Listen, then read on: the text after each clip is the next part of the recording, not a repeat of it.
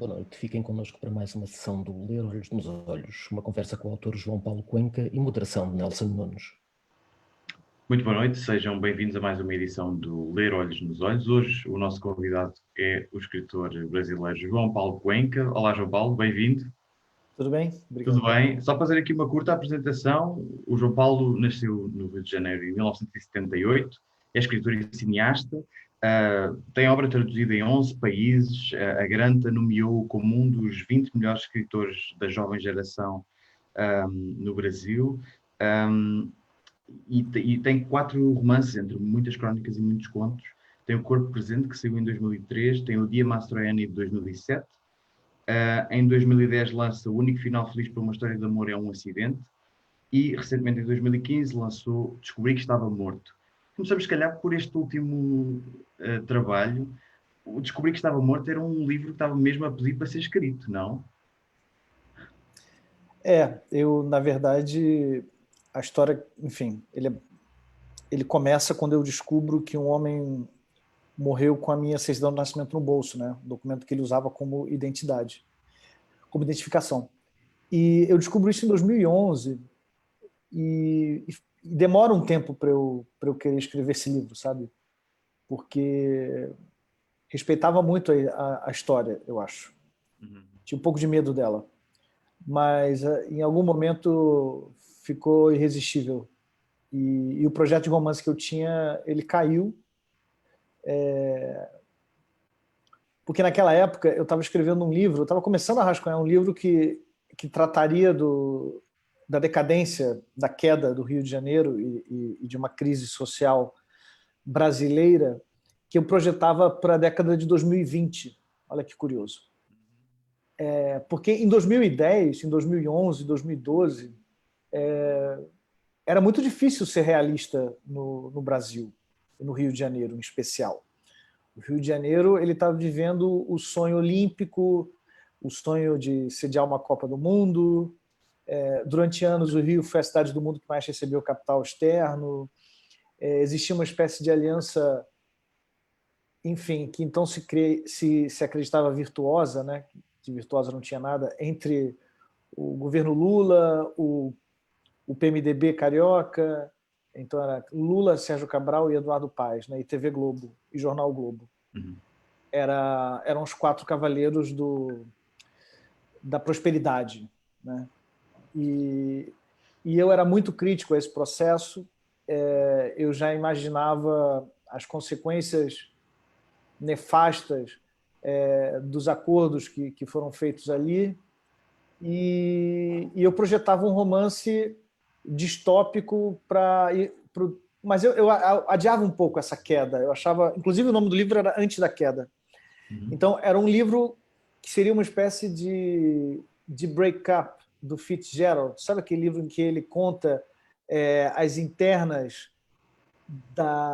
dos anos loucos, dos anos 20, antes da queda da Bolsa? Uhum. Aquele clima de crônica de salão, sabe? Uhum. Então eu tava nessa onda. Okay. E eu, enfim, tinha inclusive a coisa com os anos 20. E eu, não, isso vai ser no futuro, então o meu romance era distópico, né? Eu projetava um futuro, assim. E aí a crise se adiantou aos meus planos.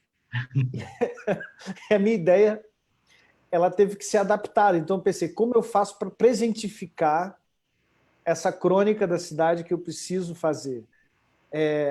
Porque eu olhava para o lado e ninguém mais estava fazendo aquilo.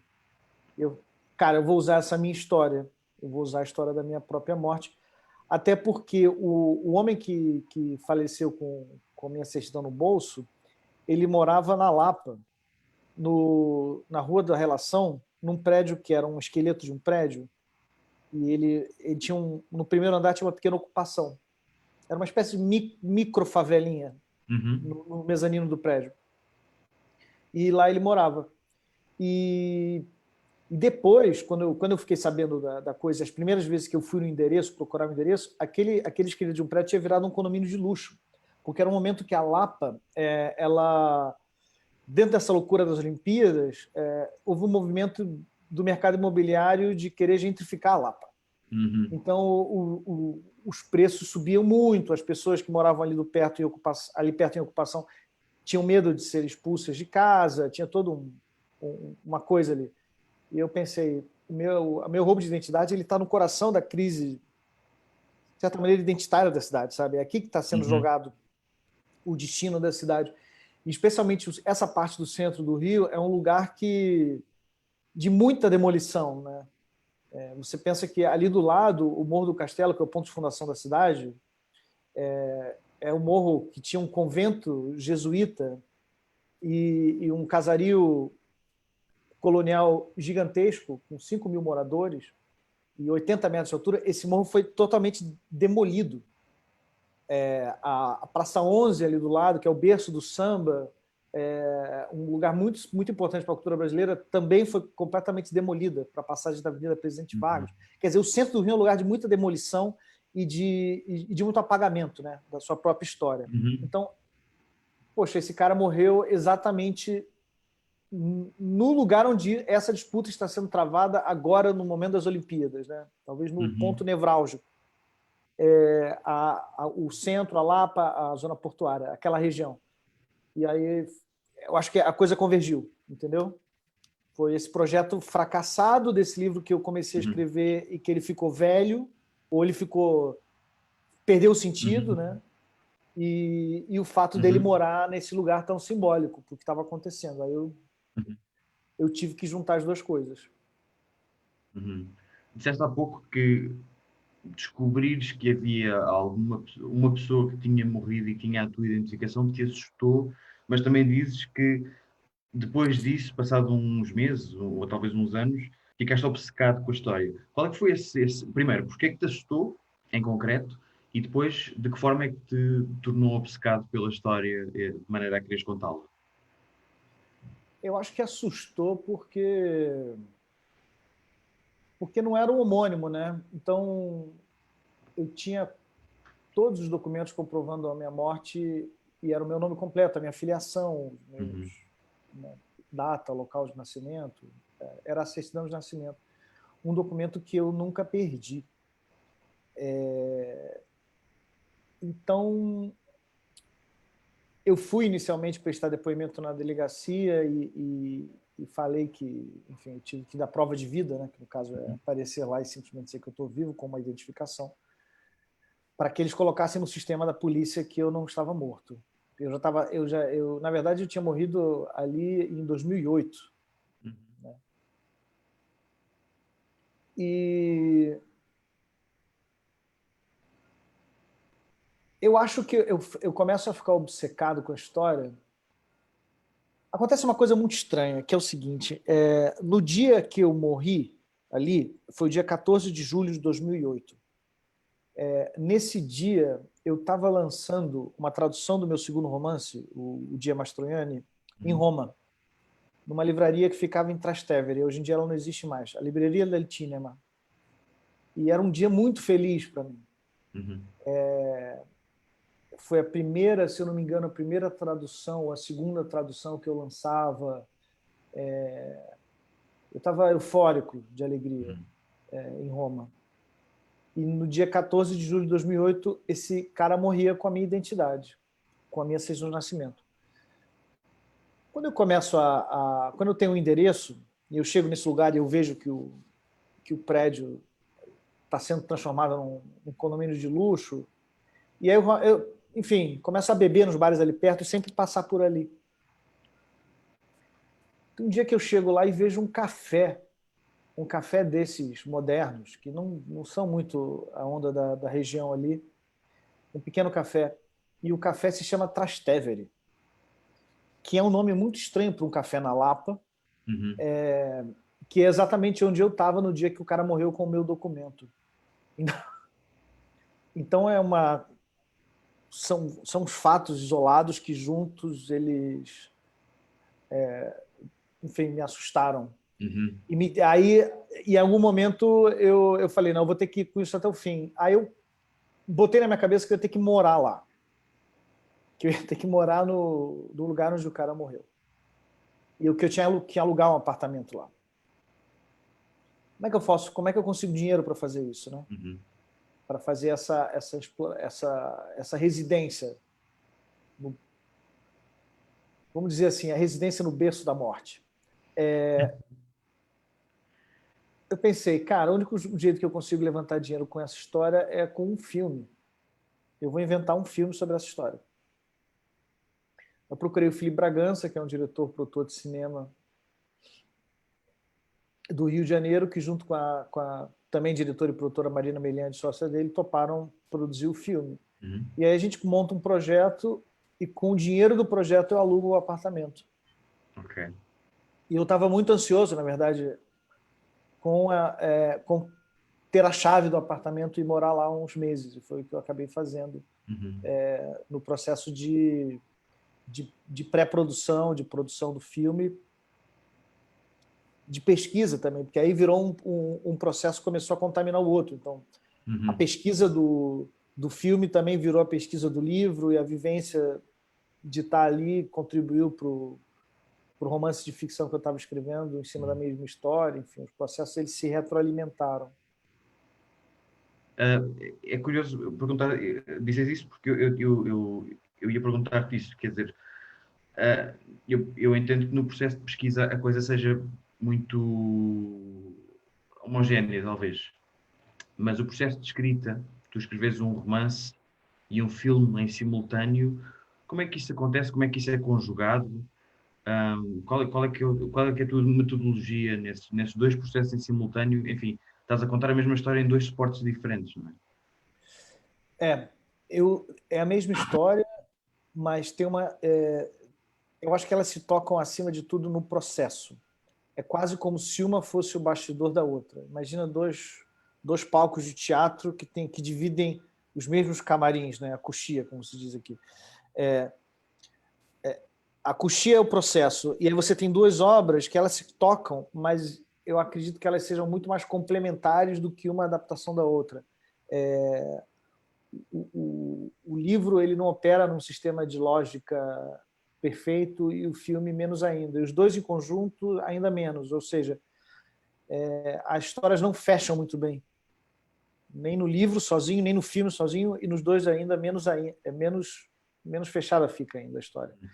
É quase como se eu estivesse oferecendo peças de um quebra-cabeça que no fundo não monta, mas era essa experiência que eu estava vivendo, porque a história não fazia sentido, ela não era só essa história que não fazia sentido ali para mim, né?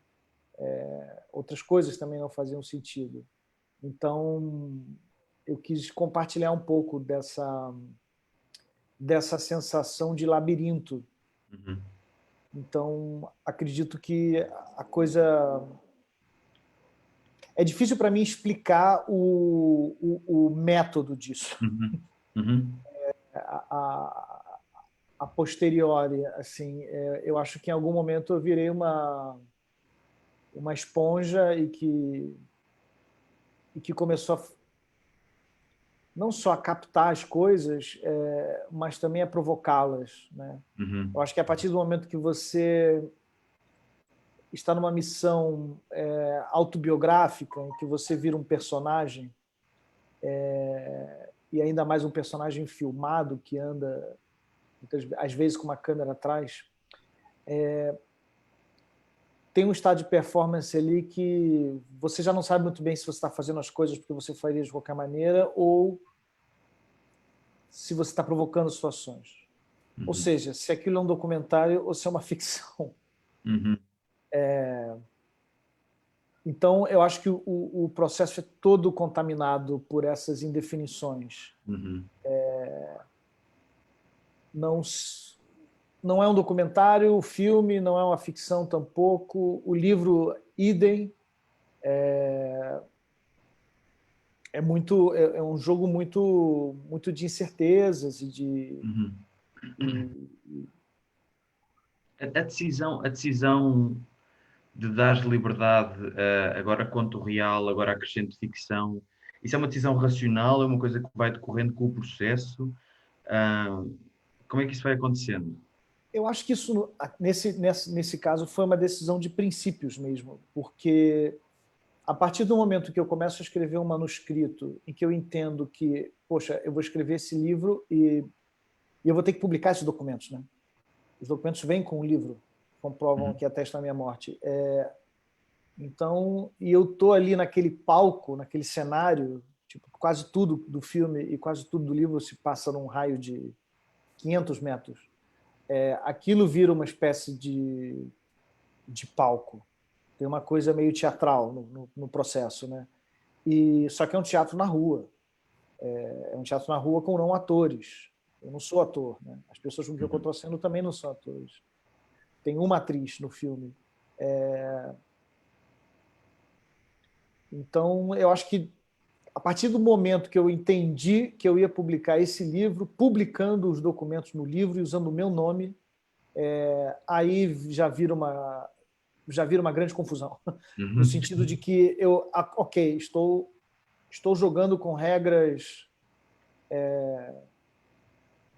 meio estranhas a partir de agora. A partir de agora que eu sou o personagem. Né? Tão declaradamente personagem. Ok, entendo.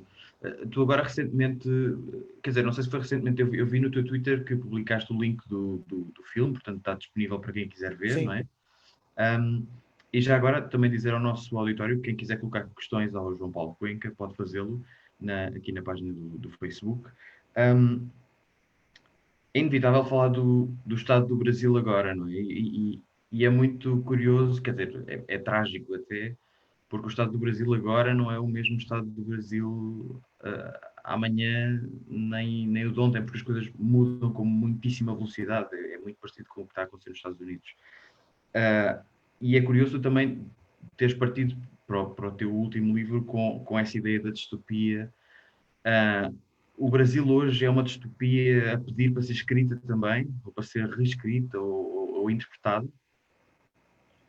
Eu acho que eu andei falando isso na época justamente do lançamento desse livro. Escrever um romance realista no Brasil é escrever um romance distópico. Isso é simplesmente a realidade. O Brasil ele começa com o apocalipse. Ele começa com o fim do mundo. O apocalipse é o etnocídio indígena, né? O ato de inauguração do Brasil ele é o fim de um mundo para milhões de pessoas, né? E o início de um pesadelo para tantos outros milhões que foram os africanos escravizados. Então, assim, a nossa origem, isso é estrutural, né? É etnocídio e escravidão. E essas chagas elas continuam abertas, elas são estruturantes da realidade brasileira.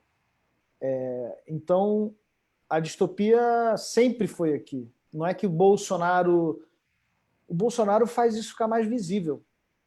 O Bolsonaro faz esse coraçãozinho fascista da sociedade brasileira ficar mais visível, né? Porque as práticas associadas ao que se convencionou chamar por fascismo, que é algo do século XX, né? Da primeira metade do século XX, como disse, são estruturantes da nossa sociedade. É etnocídio, é limpeza racial, é genocídio, é escravidão, é desumanização do outro, basicamente. Né? Existem uns e outros. Esses outros são homo sacer, figura do direito romano. Né? São homens que não têm direitos de homens. Eles podem ser mortos. Eles valem menos. Né? Então, isso é o que faz o Brasil. Então, no meu ponto de vista, o Bolsonaro só transforma isso em algo mais visível, mas não que isso não estivesse permeando toda a sociedade desde sempre. E andei escrevendo sobre isso. Teve mês passado, uma das minhas últimas colunas para a Deutsche Welle se chamava Está Tudo Bem, que era exatamente isso. Eu dizia que tem um lado muito bom nisso que está acontecendo. Que Como assim? Não podemos mais negar essa realidade. Eu estou brigando na imprensa e brigando com leitores fascistas que me escrevem ameaças desde 2004. Primeira ameaça de morte que eu recebi foi em 2007, entendeu? De fascistas viúvas da ditadura militar. Então, assim, e eu venho escrevendo sobre isso vai fazer 16 anos. Quer dizer, desde que eu comecei a escrever no jornal, desde que eu comecei a ter algum tipo de voz, eu falei contra isso. E não foram os governos de centro-esquerda, como o PSDB, o PT, enfim, eles não tocaram no coração dessa questão, da questão dos direitos civis das populações negras brasileiras. O grande déficit no Brasil é de direito civil, né? A ditadura militar, em 88, com a redemocratização e após a Constituição de 88, a ditadura acabou para os brancos no Brasil. Os negros sempre viveram sob o domínio de militares armados que podiam chutar a porta da casa deles e dar um tiro na cabeça do filho deles. Isso nunca deixou de ser a realidade para a maioria da população brasileira. Então, só que esses governos, eles incluíam, eles achavam que eles poderiam oferecer cidadania a essas pessoas através do consumo, através de linhas de crédito, através até de vagas na universidade. Tudo isso é importante, é muito importante. Mas há uma questão aqui de direito civil, que no Brasil está muito relacionada à militarização da polícia, à criminalização da pobreza e da negritude via uma lei, via proibicionismo das drogas, enfim. É toda uma questão intrincadíssima que esses governos que ficaram... Bem, só o PT ficou 14 anos e o FHC ficou 8, eles não tocaram nisso. A gente teve 2 décadas depois da redemocratização suposta no Brasil e isso não foi tocado. Então, Bolsonaro surge nessa esteira, porque até essa população... Eu preciso de ordem, né? Tem um desejo por ordem aí. Então, até essa população vota no cara que vai ser o carrasco dela. Então, mas pelo menos agora, eu vejo assim... Vamos lá, os brancos da minha geração e das gerações anteriores, acho que eles entendem um pouco melhor isso que eu estou falando, porque eu falava sobre isso há 10 anos e eu era um alienígena. Eu era um criador de caso. Eu estava... o João está estragando a festa. Entendeu? E agora está muito claro. Está muito claro, o bode está na sala. Né? Está na sala de uma maneira como nunca esteve. Isso que a gente está vendo é inédito, por vários motivos, mas principalmente pelo fato de que esse sujeito venceu as eleições com 57 milhões de votos. Com um discurso fascista, com um discurso racista, homofóbico, misógino, de eliminação da oposição, de assassínio de opositores. Então,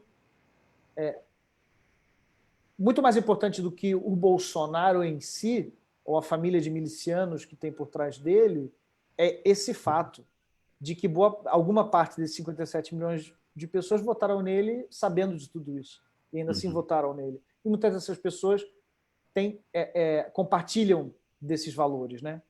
Então, é muito mais importante para mim do que o bolsonarismo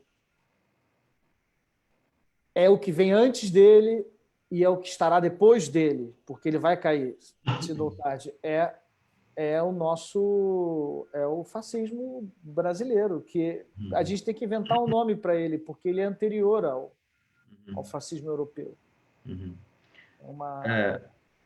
Vou só fazer uma pergunta provocadora, tendo em conta a situação trágica do Brasil, mas é um exercício literário, vá. Se tu estivesses a escrever esta distopia e se a tua narrativa estivesse no ponto em que está hoje, como é que a vês a terminar? Se eu pudesse escrever o que acontece no Brasil agora... Escrever ou prever. São coisas diferentes. O Brasil, ele precisaria de uma revolução, né? Porque nunca teve. A independência foi proclamada pelo filho do imperador, um português. A república foi um golpe militar palaciano. A República foi proclamada, inclusive, por um monarquista, Marechal Deodoro, ele era monarquista. Nós não tivemos nenhuma transição de poder que envolvesse, vamos falar assim, algum tipo de guilhotina. Então, se eu pudesse escrever algo, seria a guilhotina, seria a revolução. Seria que houvesse a primeira revolução. E achas que isso vai acontecer? Que não, não, acho que a gente está, enfim. Na minha leitura, o Bolsonaro cai em algum momento, porque ele é revolucionário demais também. Porque a revolução que ele quer fazer não é a revolução que eu gostaria que existisse, mas ele também mexe em algumas estruturas e eu acredito que logo a cabeça dele rola. Mas a revolução que eu gostaria que acontecesse é uma revolução negra, é uma revolução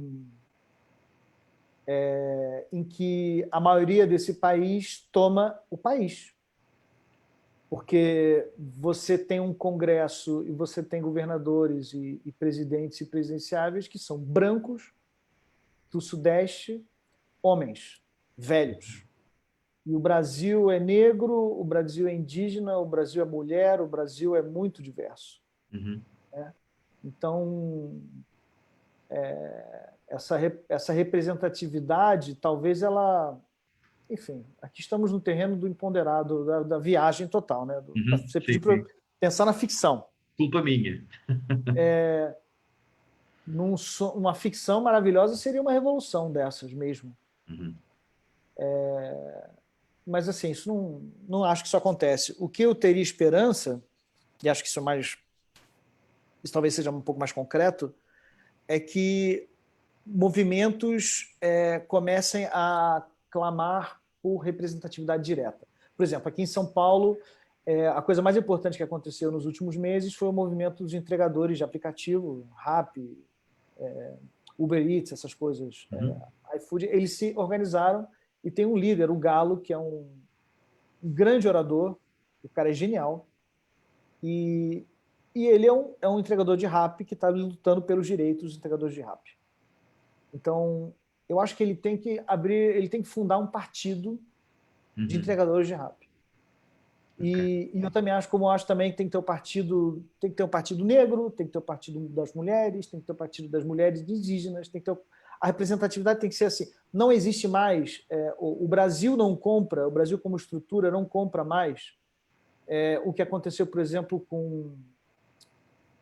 ele não compra mais essa união capital-trabalho representada por um Lula, por exemplo, que é um sindicalista operário que se junta com a elite intelectual uspiana aqui de São Paulo, com grandes acadêmicos, com grandes intelectuais, e você tem o corpo operário aqui, e aí você tem essa junção e tal. E aí um monte de pessoas sendo representadas por procuração, né? Então, assim, aquele político branco de família quatrocentona vai me representar porque ele tem consciência social e ele é um cara legal. Eu não vejo o futuro da política brasileira assim. Então, acho que uma pessoa como o Galo, eu peço que quem não conhece o Galo, procura por ele. Ele está no Instagram, não sei acho que ele está no Twitter também. Bota Galo Rappi e vai aparecer os discursos deles, as falas dele são muito bacanas e eu acho que é um caminho aí. Eu acho que ele pode ser um exemplo de uma nova política no Brasil. Eu fiz esta pergunta sobre o fim da distopia, ou uns passos à frente na distopia, porque em 2009, salvo erro, tu escreveste na Granta que a tua ambição como escritor era entender intransitivamente. Isso mantém-se hoje? Ou tens novas ambições como escritor? Foi isso faz uns 10 anos, né? Sim, 2009, portanto 11. Nossa, é uma ingenuidade misturada com uma pretensão. Trouxe muito absurda essa frase. Eu Acho que ali o que talvez eu esteja querendo dizer, ou tivesse, não sei, tá? Porque eu não. A gente quer dizer umas coisas estranhas às vezes. É que talvez o escritor ele tenha que atravessar certos tipos de barreira moral Uhum. para ter empatia com qualquer tipo de cenário e situação, ou seja, ser uma espécie de enguia que entra em qualquer buraco, para trazer um testemunho, né? Então talvez Uhum. essa seja a compreensão que eu esteja falando ali. Eu acho que hoje, se eu pudesse reformular essa frase, seria: a minha maior pretensão como escritor é de sobreviver, é de continuar vivo. Sobreviver literalmente ou... Literalmente, literalmente. Continuar respirando e ter comida para comer e continuar com saúde mental para eu poder continuar escrevendo. E Ok. isso já é incrível. Sim, sim, sim, ok. Isso já é uma maravilha, porque o que esses caras querem é que a gente caia no desalento, no desespero Uhum. e termine, né? E Yeah. se mate de desespero ou seja morta, enfim, Uhum. seja morto. Ah, eu tenho uma curiosidade muito pessoal sobre hábitos, rotinas, essas coisas todas. Tu tens alguma rotina de escrita? Obrigas-te a escrever todos os dias? Não escreves todos os dias? Lês todos os dias, mas não escreves todos os dias? Como é que isso funciona contigo? Ou se há até, eu presumo que com crónicas, por exemplo, com textos para os jornais, tenhas uma obrigatoriedade de um deadline, mas com um romance provavelmente não, ou pelo menos o deadline é mais alargado. Como é que isso funciona para ti? Pois é, eu estou há 20 anos tentando criar isso e não consegui ainda. Eu não tenho nenhuma rotina de escritor, é uma pena, adoraria ter. Não consegui. Eu, eu acho que quando eu estou bem, quando eu estou em processo, eu estou o tempo inteiro pensando no que eu estou escrevendo, no que eu preciso escrever. Então, se eu não tenho uma rotina concreta no mundo externo, eu tenho uma disciplina mental que é obsessiva. Uhum. Ou seja, eu vou acordar e pensar naquilo, e vou sonhar com aquilo, e não vou parar de pensar no que eu preciso estar escrevendo, no que eu preciso escrever naquele dia ou do próximo passo que eu tenho que dar no livro. Então, isso sim tem uma rotina, mas é uma rotina muito interna. Uhum. A rotina de escrever, ela existe quando tenho prazos, né? Quando eu escrevo coluna, alguma coisa assim, mas para um romance de ficção é selvageria total. Eu tento, por exemplo, eu fiquei 3 anos, quase 3, 4, fiquei quase 4 anos sem escrever ficção. Voltei no meio do ano passado e voltei com um diário muito estranho que eu continuei alimentando. Comecei em Berlim ano passado e eu continuei alimentando ele agora na quarentena. E aí eu estou transformando isso num romance de ficção dentro do diário. Então, como tem lá, é um diário e tem o calendário, eu penso, não, nos últimos 15 dias eu escrevi quantas palavras? Então eu tenho que escrever mais tantas palavras nos próximos 15 dias. E aí me dá um Uhum. desespero se eu não escrever um número X de palavras, eu fico. Aí, às vezes eu boto, não, eu preciso dar um sprint dos próximos dias para. Então tem. Mas isso é de uma maneira, assim, ontem eu fiquei escrevendo até as 3 da manhã, hoje eu não escrevi nada. Mas aí revisei o que eu escrevi ontem. Uhum. Também tem isso, né? A gente está sempre ruminando. Quando você está em processo, você não só está pensando naquilo o tempo inteiro, como você também está sempre ruminando um texto, né? Se você não Uhum. está escrevendo o próximo, você está reescrevendo o que você acabou de escrever, né? Uhum. Uhum. Temos aqui uma pergunta da Cecília Antunes. Ela pergunta como é que se transforma uma cidade numa personagem de um livro.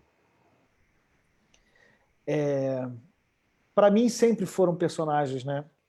eu sou de uma...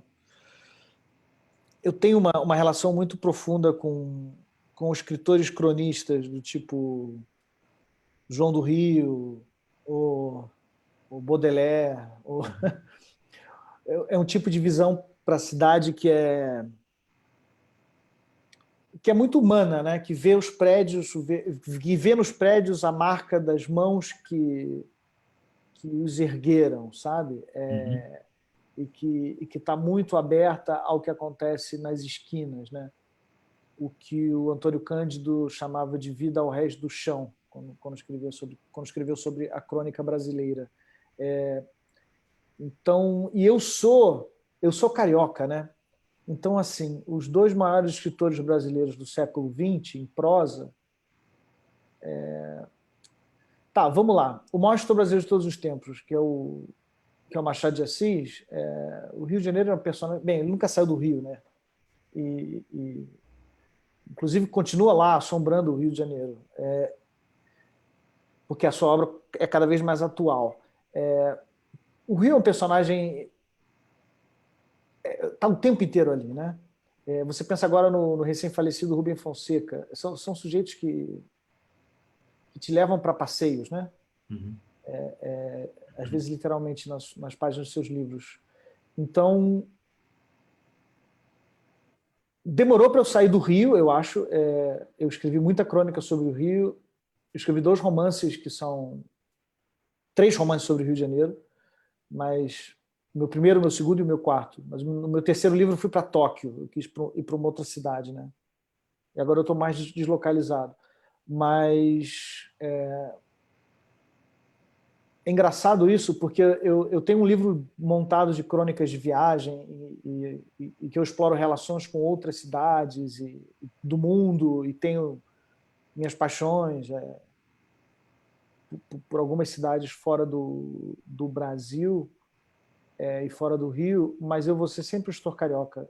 Eu vou estar sempre voltando para ali, sabe? Uhum. Uhum.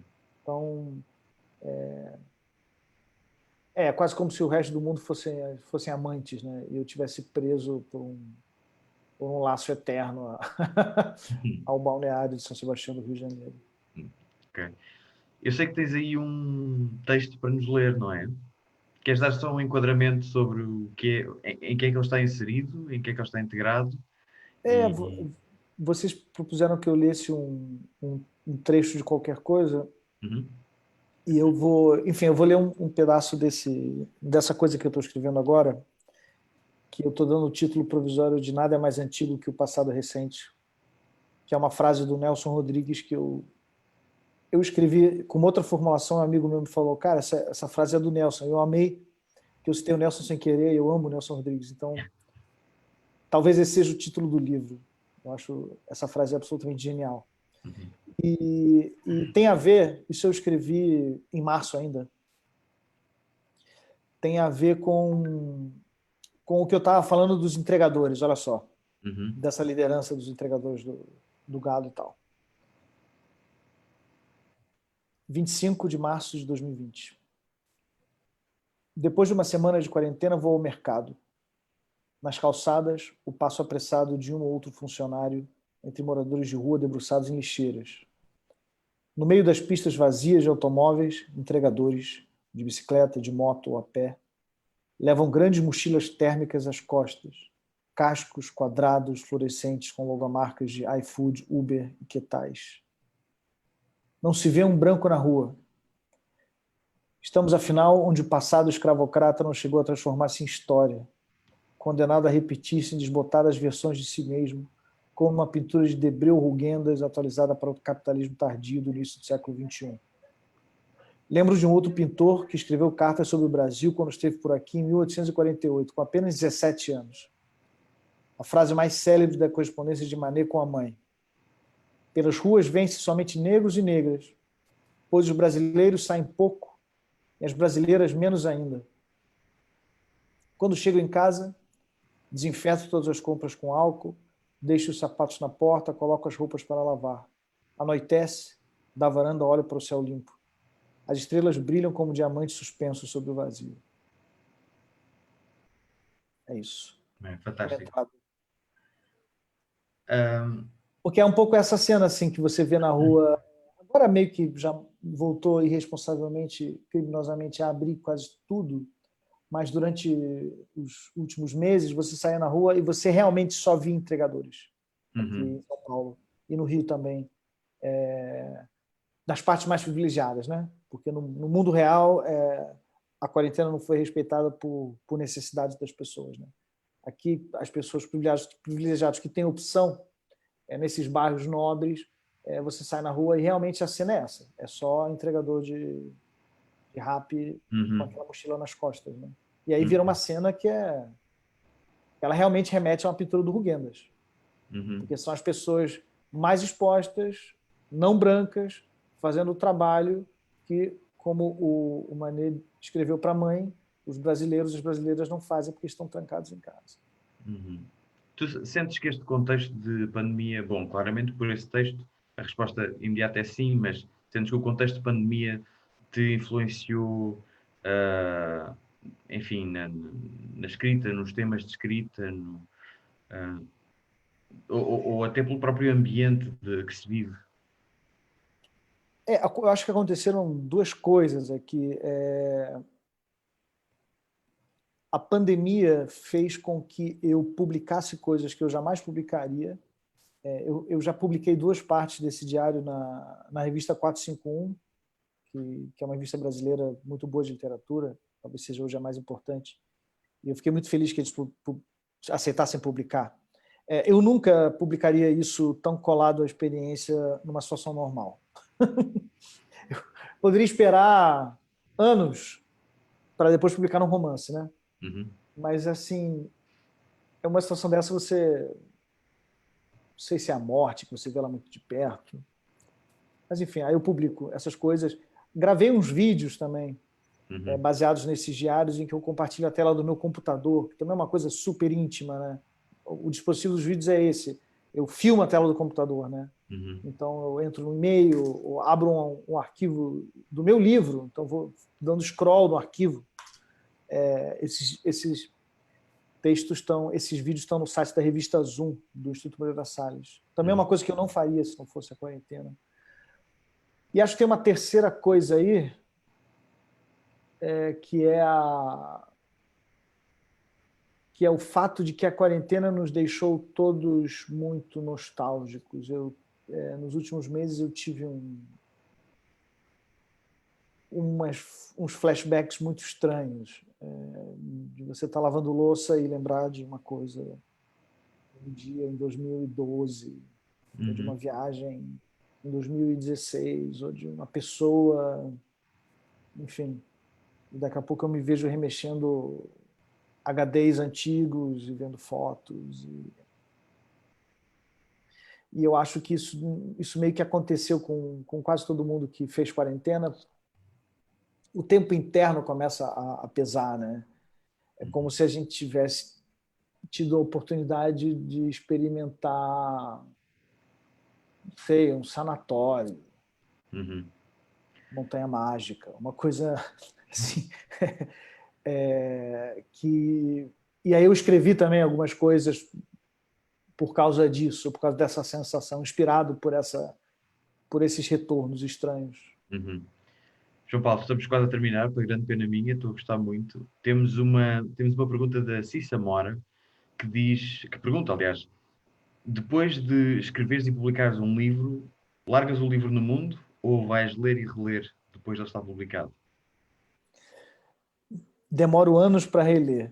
Você fica um tempo lendo trechos, né? Quando você faz leituras públicas, né? Uhum, Principalmente quando traduzem. No exterior tem mais essa cultura de ler, né? Você chega lá e lê, fica lendo um tempo, né? Na Alemanha as pessoas chegam a pagar ingresso para isso. Aqui no Brasil menos. Mas enfim, você acaba lendo um pouco e depois não. Eu me divorcio e aí tem um processo mais ou menos longo de se desescrever o livro que você acabou de escrever, porque eu acredito que os livros pedem um narrador, pelo menos é o meu caso, eles pedem narradores às vezes muito diferentes, Então, eu não sou um escritor que tem um estilo consolidado, eu acho, assim, não na linguagem, talvez eu tenha temas e processos mentais, mas em termos de linguagem, na manifestação,